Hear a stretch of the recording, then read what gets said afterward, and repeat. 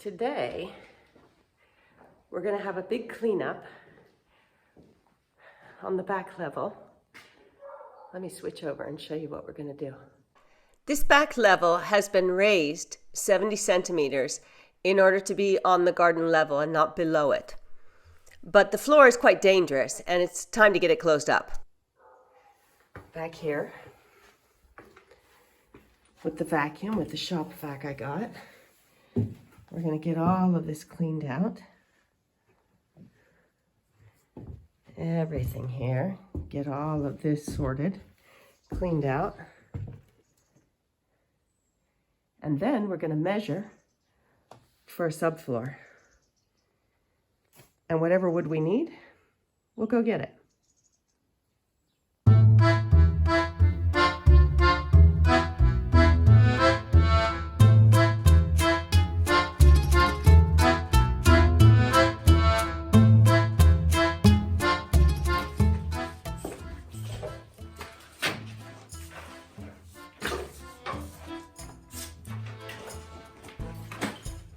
Oh, you can make this your tomb under here when you die. Then you can talk to her. I was thinking, like, when the Jews had to hide from the Nazis.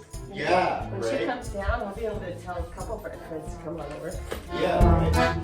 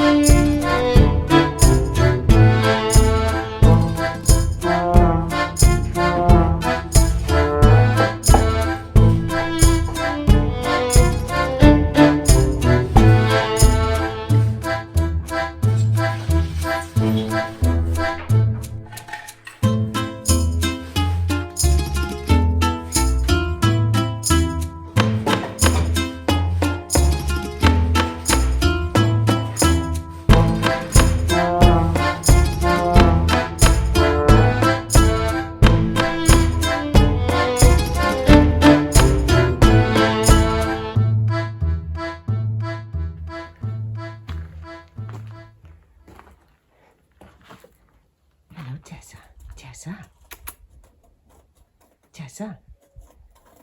Nothing. Total.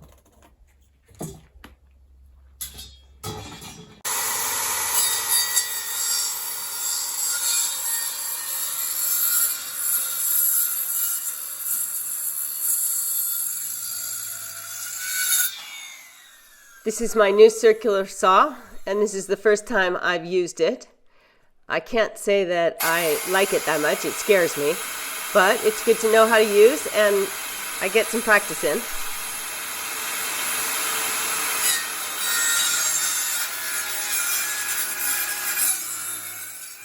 Actually, it's not the saw that I disliked, it was the setup. I needed to have 2 sawhorses and be doing this at waist level, and then I would have really enjoyed the process.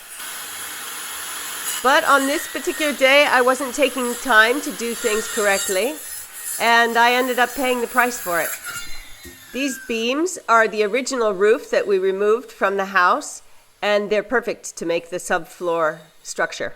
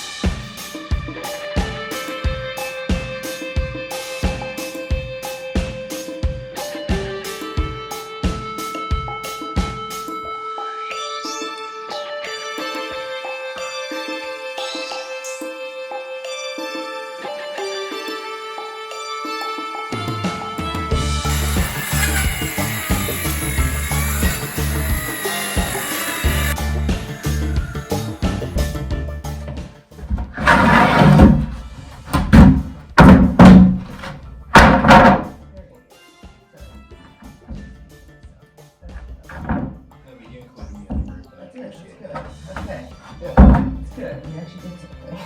Woo! Okay. Stuff! Stop. Exactly. Let's push this one down without squeezing my fingers in it.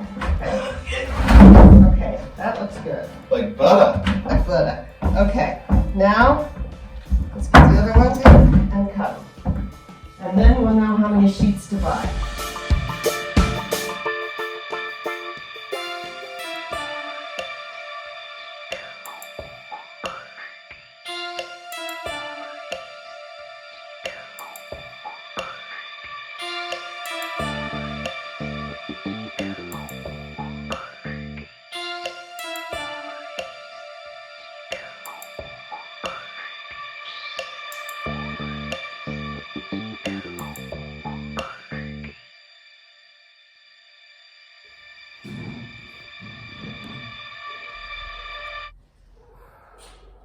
After an entire day of tiptoeing over those beams, I lost my footing and fell flat onto my forehead. I got ice on it immediately, and I kept ice on it for many hours, and the swelling went down by the next day, so I decided to go back to work.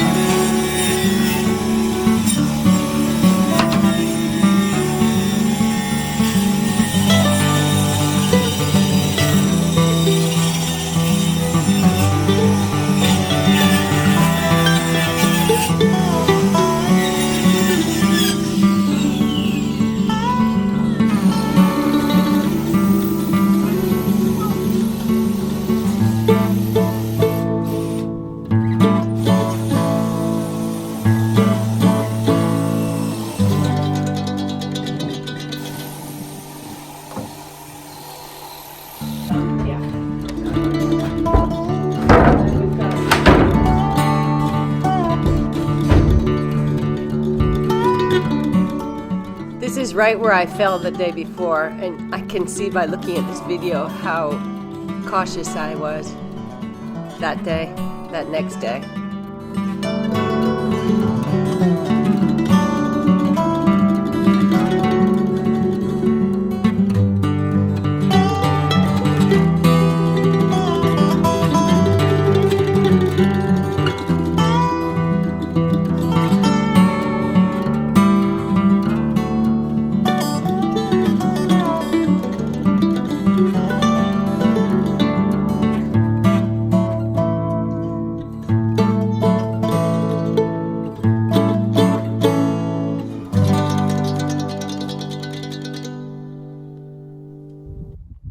There's Kea behind Macroniso, Lavrio,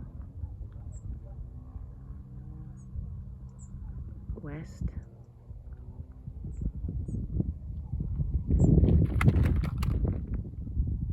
and there's the village of Placa.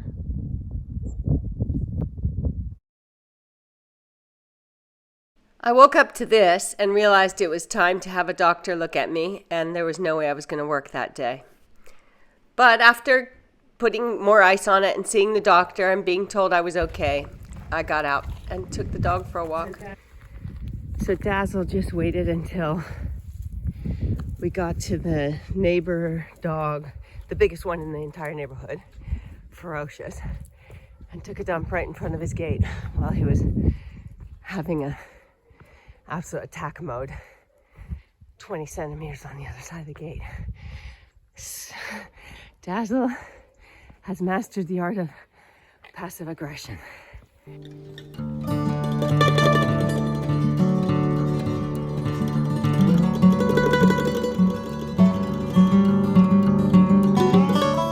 I did not get the subfloor finished during that working week, but we did get it measured, and we got the wood in that we'll need for the future.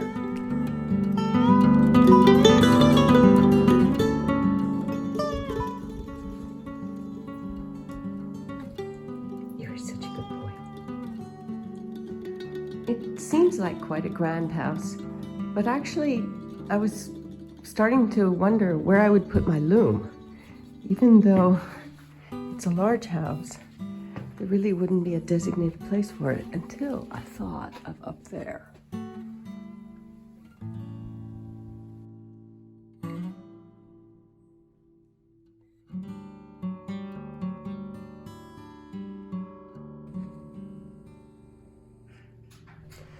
My wound slowly got better, and I felt secure enough to go back to the island, where we don't really have any doctors to speak of.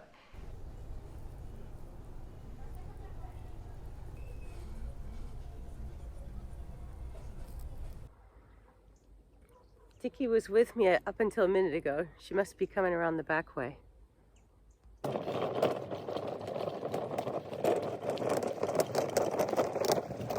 While I was on the other side making sure my head was okay to travel, there were a couple of rainstorms, and so the acorns got wet once again. Now that I'm going to be here full time, I should be able to avoid this.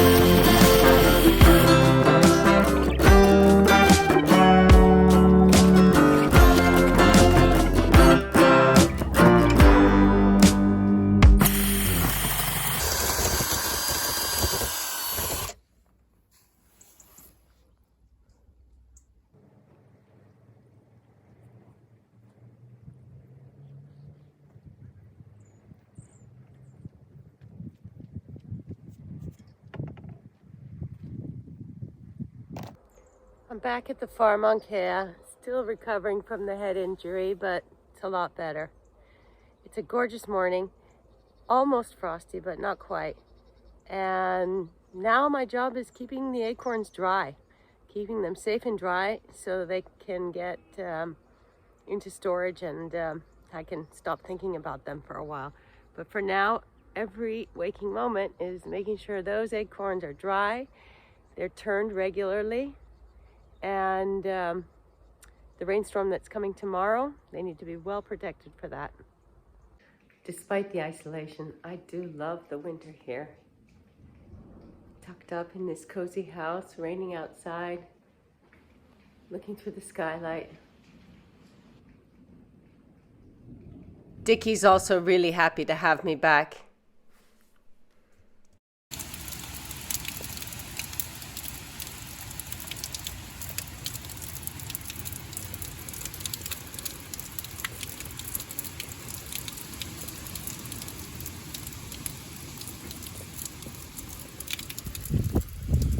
It usually clears up quite quickly after a thunderstorm, so there's plenty of time for walking. But it is quite windy, and wind and rain is unusual for here. Usually you have one or the other, but lately we're having very windy, wet storms.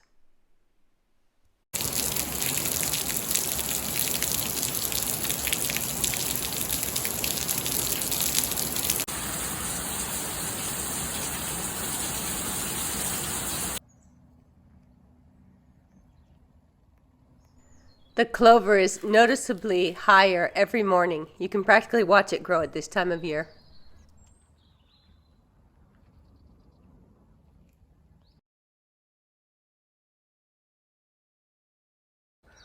Good morning.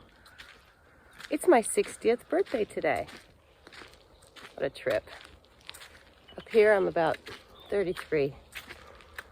Anyway, today, like every day for the next month and the last month, is all about keeping the acorns dry. So I come out here and I tip the water off the tarps. If I know that we're going to have a few hours of sunshine, I open them up. It's a little bit stressful, but not too much. I've done it so many times. This year, part of the challenge is that we started collecting acorns later, purposely. I just decided to do it a little bit differently. But that means we have less warm days, warm dry days at our disposal to get the nuts dry before they go into storage. So that's something I'll have to take into account next year when I plan the harvest. Even though I prefer doing it later, it just seems a lot less work in many ways. At the end of the day, it's more work because those nuts should be in storage by now. And it looks like they're going to take at least 2 more weeks of this daily opening and closing before they get to the point where I can put them in storage. I made my famous carrot cakes for my birthday. Set timer 20 minutes. If you're interested in the recipe, I've posted it at the very end of this video so you can stop and copy it. I usually use this recipe to make muffins, but you can also make a full cake. In either case, they're a little bit more attractive than what I did here with my acorn molds. Well, you saw me out here first thing this morning, and now before sunset, I need to come back out and close them. It's a pain in the neck, but I don't use electricity like this, and the nuts need to be dried so hard that they'll last in storage for years without a problem. Not that I keep them in storage for years, but they have the potential. So each morning the nuts have to be uncovered, and then before sunset they have to be covered up again. We've been having these torrential rains. Now anytime it rains, it doesn't just rain, it comes down in sheets. So I have double tarps on them. Despite that, they do get a little bit of puddling when it rains really hard. But so far so good.